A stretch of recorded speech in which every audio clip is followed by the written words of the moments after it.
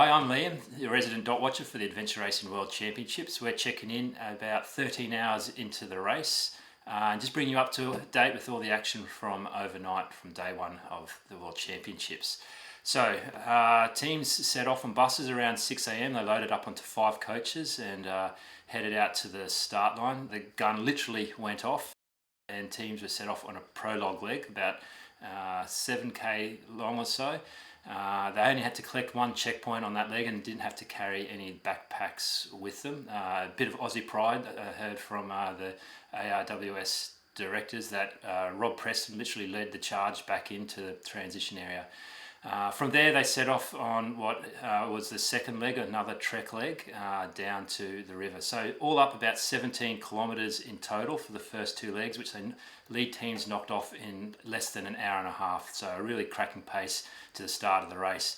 The top 15 teams finished the second leg within 10 minutes of each other. So nice and close racing. Just to have a quick rundown, literally first into transition were Adventure Medical Kits, followed by Teton Adventure Races, so 2 US teams, then Swedish Armed Forces, FMR, and then Seagate. But as I said, very close racing at the start. A couple of Kiwi teams were heard to grumble that they felt that maybe the race didn't have enough in route choice and maybe not that much paddling, but I think if we have a look at the trackers later on, you'll see that there's enough out there to trick teams up.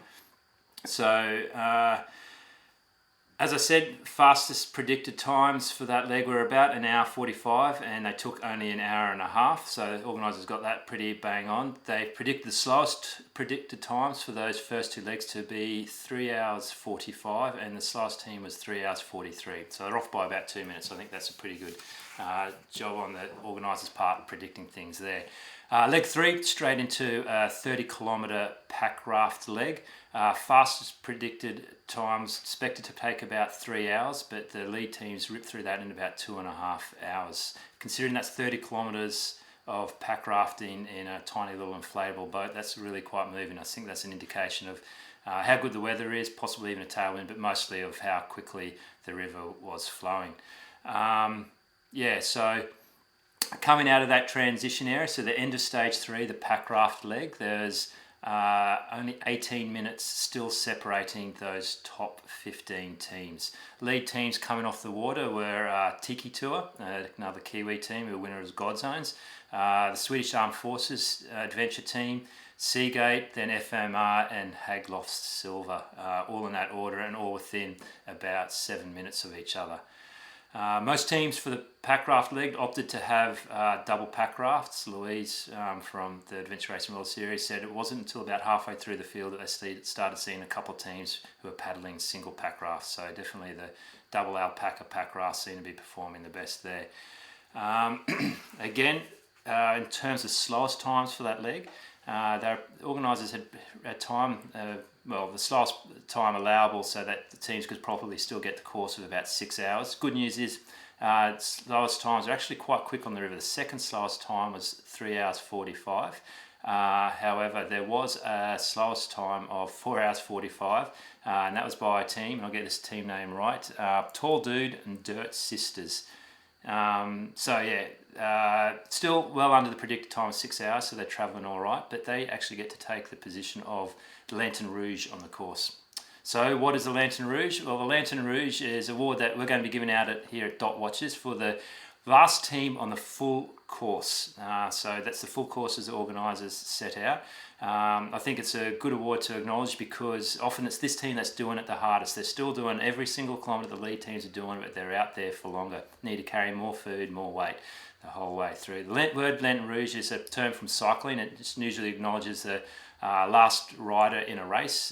For example, the Tour of France. The term derives from the fact that they used to have passenger trains where they'd have a red lantern on the back and the signalman at the front could look behind, see that the red lantern was there and know that the train hadn't uncoupled. So yeah, our Lantern Rouge team at the moment is Tall Dude and Dirt Sisters, a US team. Now I've seen races where the Lantern Rouge team sometimes finishes on the podium when the course is too long and most teams are getting short coursed or knocked out. Sometimes the Lantern Rouge can be one of the top teams. I don't think that's going to be the case in this race though. So yeah, first 3 legs all run pretty smoothly, all gone relatively straightforward. That brings us to leg 4, which is the big trek leg, and this is when we're starting to see a few teams split up. So the predicted times take about 13 hours. As I'm reporting at the moment, those teams are still out on that leg. We'd expect the lead teams to start finishing up that leg just around about dawn. It's a 62 kilometre leg. There's no checkpoints over that leg, but as you would imagine, looking at the map, there might not be that much route choice, just looking at the tracking map, but the word is from the organisers that there are a lot of unmarked tracks out there and still a lot of potential to get tricked up. The trek runs through the Teton National Park and it mostly follows a high ridgeline trail, but as we'll see, a few teams have opted for a number of different route choices. So yeah, despite a bit of grumblings from teams that maybe there's not much in the way of route choices, we can see from the tracking system that instantly there's a route choice opened up straight away. So while the majority of the top 15 teams elected to follow the expected route along the track, you can see that a couple of teams decided to take a risk on an unmarked trail and shortcut it up to the ridge.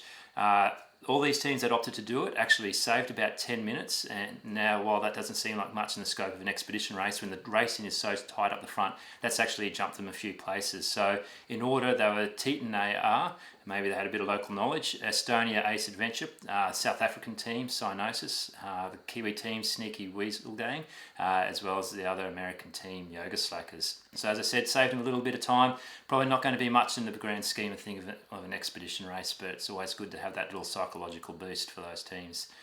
A couple of other route choices that have gone out there. We can see that a couple of US teams, only 2 teams, have opted to take the valley route up instead of staying on the high ridgeline. So they've climbed up onto the ridgeline and dropped back down to follow a network of tracks in the valley. Presumably there's a little bit less up and down on that route, but there'll just be a steady, gentle climb up the valley. It might be a little bit longer. So interesting to see. Those 2 teams were Wadali, which I'm pretty sure stands for We Eat Dirt and Like It, and Off Course Navigation, a rather appropriate name, I thought.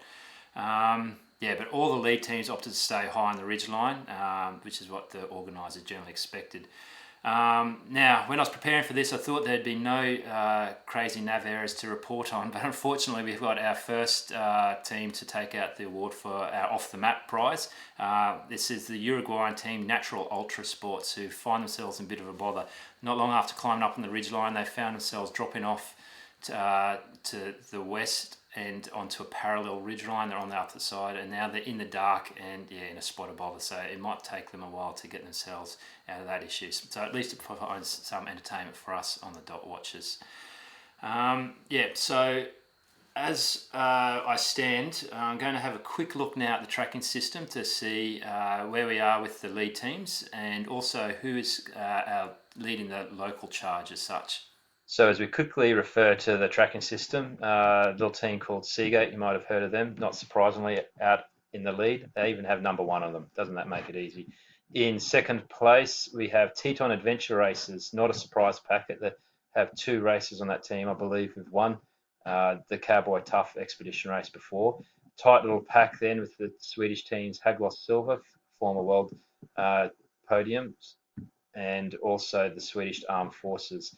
In with them is Adventure Medical Kits, our second placed American team, then NatureX, and followed up by Tiki Tour. So these are our top 7 teams as they stand at the moment, and we have to go far back a little bit further to find our third placed American team. So having a look at the local charge, which I do believe is Team Untamed New England. So for those of you who are new to this dot watching business, I might just do a quick little run through some of the tips and tricks on navigating the tracking system to get the most out of it. So every race has its own GPS tracking system. Here we're using the Open tracking system, and there's a few little quirks to take home from it. So one of the first things that you want to go to do with the tracking system is head over to settings and make sure you've toggled the route on or off. So this is just the recommended route that the organisers have. It's not necessarily the route that the teams will follow. It's not like they can see a green line drawn on the map of where they want to go. but it does help to sort of keep track of it. So here we're following the leg 4 tracking leg. Interestingly, they've actually drawn in 2 different route choices, and you can see this team here, Seagate, have decided to go with the more eastern route down through the valley. It'll be interesting what happens.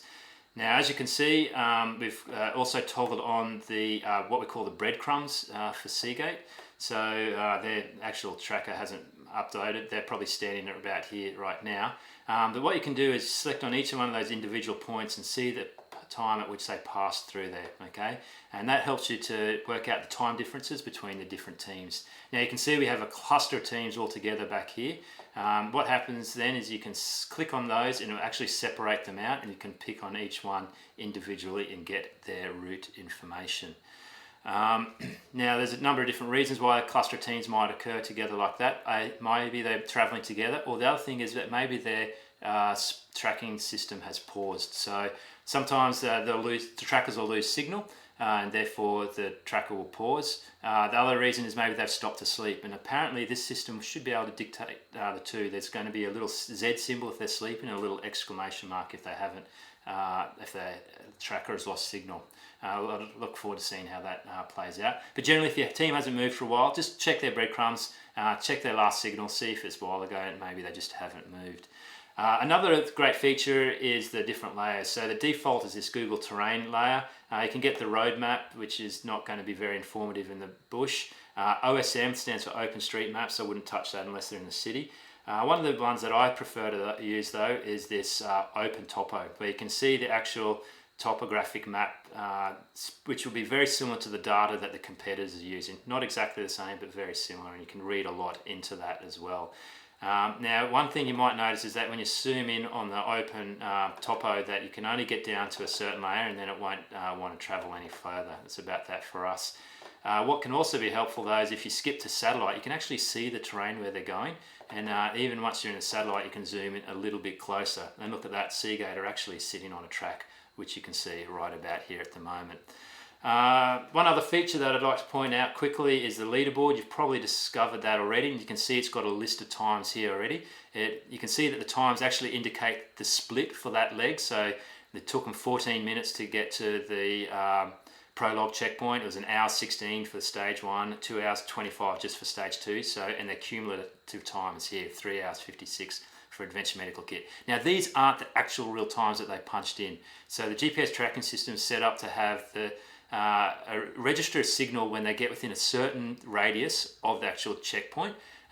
It'll send a ping, and whenever that ping is sent out inside that circle, it'll log a time automatically. So the reality is they may have come in or out at some time similar to that.